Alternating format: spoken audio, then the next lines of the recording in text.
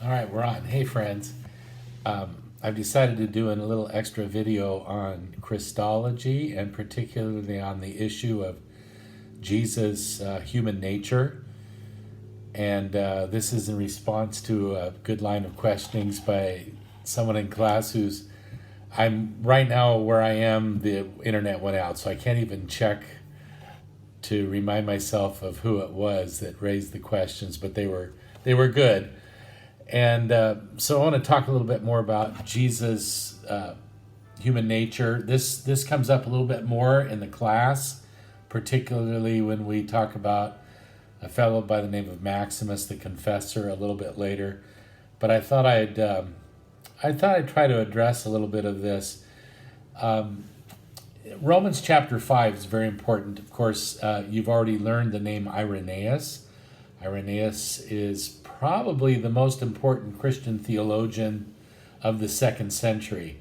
Having said the word probably, I now want to take that out. We don't need that adverb. He's the most important. And Irenaeus is important for several really great reasons. The one that's pertinent at this moment is his ideas about what's known as recapitulation. Recapitulation. Basically, Irenaeus, I think largely through reading Romans chapter 5 and 1 Corinthians 15. In both of those passages, Paul does kind of a comparison, contrasting between Adam and Christ. We're going to look at Romans 5, and I'm going to start at verse 18. In the middle of Paul's argument, which is really an argument about how Jesus represents a kind of a new beginning for humanity. You might think of it as sort of a, what do we do with a computer when it's a reboot, that he is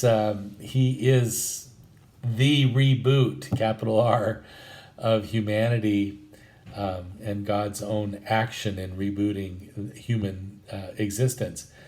And Romans 5:18 reads this way: Therefore, just as one man's trespass led to condemnation for all, so one man's act of righteousness, or another human being's act of righteousness, leads to justification and life for all. Now, my main point isn't even here to think about something like universalism or any such thing, but do note that in Christian tradition, we've been rather quick to talk about how the trespass of the one human, and not just any human among others, but Adam, the representative human, you might say, that his trespass led to condemnation for all people. This is sort of the doctrine of original sin, to some extent, flows out of this kind of a statement.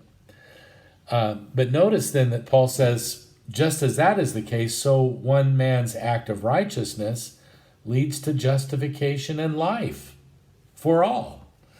And interestingly, there it doesn't say for some or for all who believe, but there seems to be kind of a parallel being set up between the effects of the sin, the trespass of the one man, and then this other man's act of righteousness. Verse 19, for just as by the one man's disobedience, the many, and we think this is sort of a typical, we'll say generally Middle Eastern way, not just talking about many, but all. Just as by the one man's disobedience, the many were made sinners, so by the one man's obedience, the many will be made righteous. Oh my goodness. So, verse 19, we have the disobedience of Adam. We have that paired up with the obedience, and notice that Paul uses strictly language about one man. Through one man this happened, through a different man this happened. One thing's bad, one thing's good. And again, so verse 19, just as by the one man's disobedience, the many were made sinners, so by the one man's obedience, the many will be made righteous. Now, the point I really want to stress here, having read that who knows how many times now to you, is that Jesus' obedience is being put forward by Paul as an answer, a reply, if you will, to the disobedience of Adam. So the logic of Paul in Romans, particularly since he uses the language of one man, through one man this happened, through one man or another man this happened, it's sort of important that Jesus really is a man. You could say, in a sense, that Jesus can't be any less than fully human, or his obedience isn't a true obedience. His obedience, in a sense, has to be on the same ground or the same level as Adam's disobedience. Okay? Otherwise, his obedience, Jesus' obedience, doesn't really speak to or answer the sin of Adam. So the church has and should continue to take great pains to emphasize that this is a real human being who faced real temptations, and as we'll talk about again further in the class soon, exercised real human volition in the face of those temptations. And that without that, what he was doing was basically just going through a kind of, puppet show of some kind. It wasn't real. But we believe it was real, that Jesus' temptations were real temptations. And I think I mentioned this in one of the lectures. I'm going to say it again.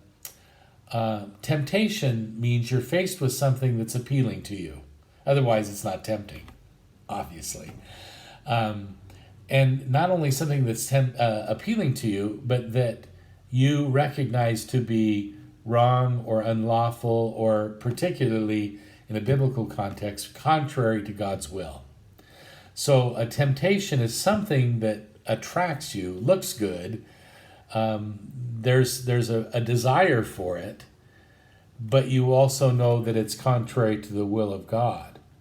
So to resist that temptation is, in essence, to be desirous of obeying God and the will of God.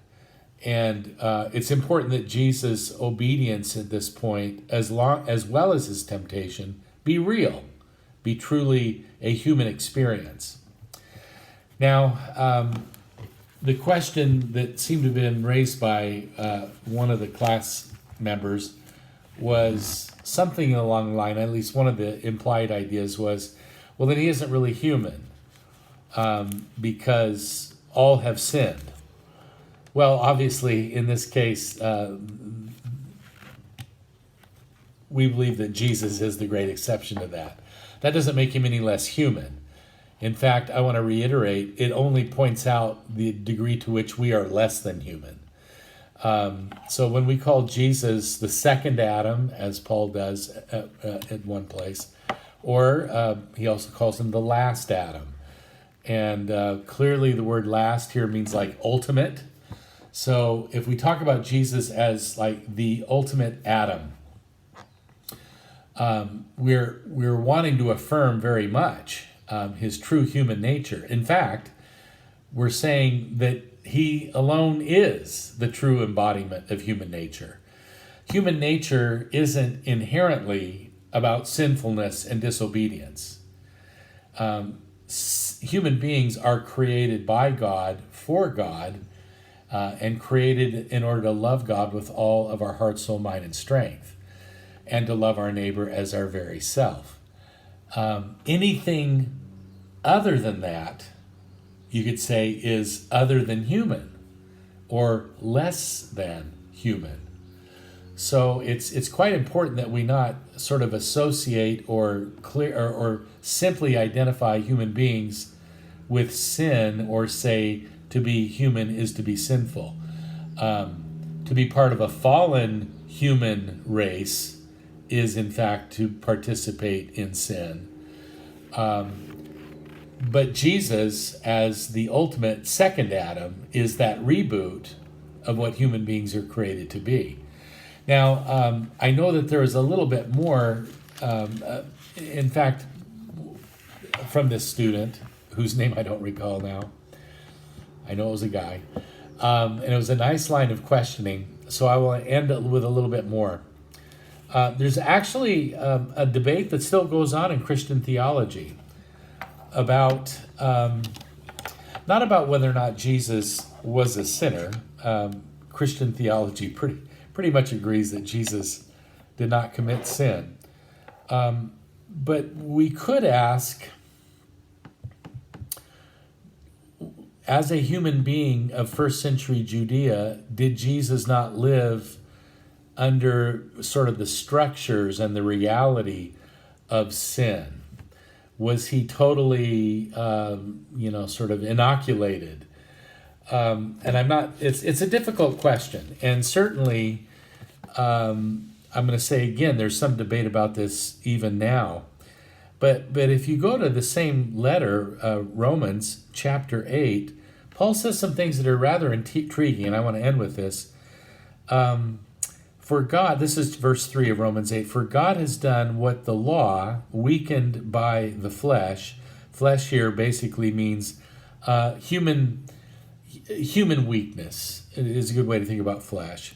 Weakened by human weakness, flesh could not do.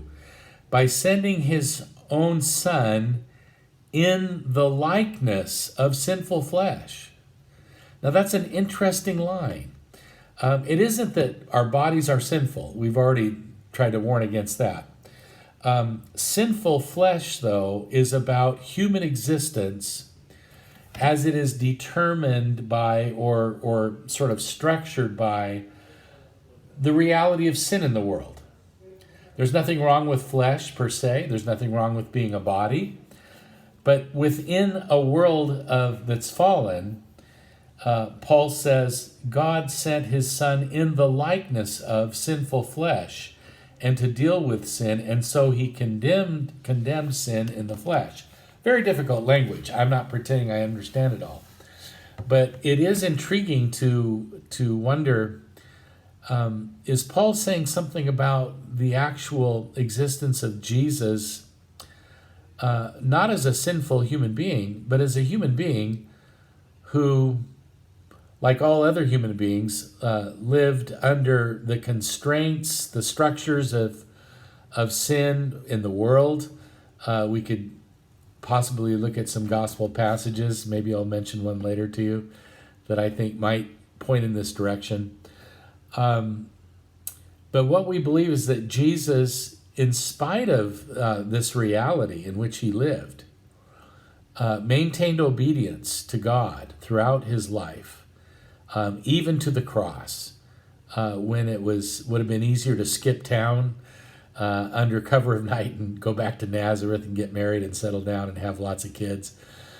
He maintained his obedience to God all the way to and through the cross, and thus is the recapitulation, the restating of the theme of being truly human in love for God and all neighbors, and thus he is the reboot for human nature and human existence. I hope that helps a little bit. Thanks a lot.